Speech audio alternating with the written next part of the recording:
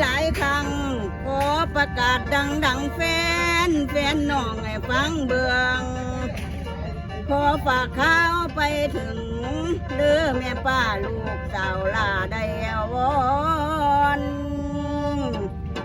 หาลำมาหลายคณะเที่ยวฟ้อนรับจ้างเพื่อนมานานโข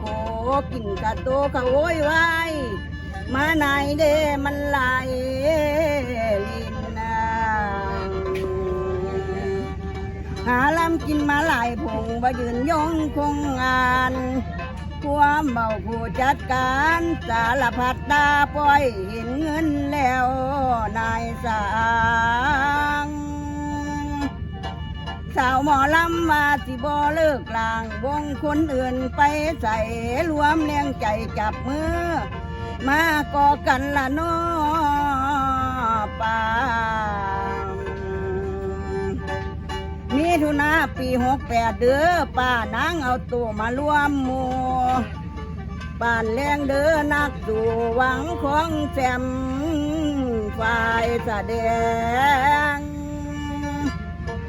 มิถุนายามกลางคืนสอดแจ้งได้เปิดทองวิธีการหลานผู้เป็นคนลำบ่ได้ปลอมเอามาลองตัดโกก้อยมันแกงฮอนขะแนงตัดปิ่นทอนโยติกาคำก่อน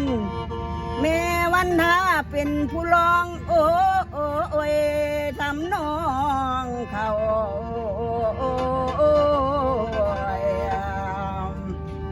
เก่ากะสินทำน้องเขาเก่ากะสินเด้อแฟนฟังเอ้ยโอ้โอ้โอ้ยลันนาลันนาเราหลานไงแม่มันแม่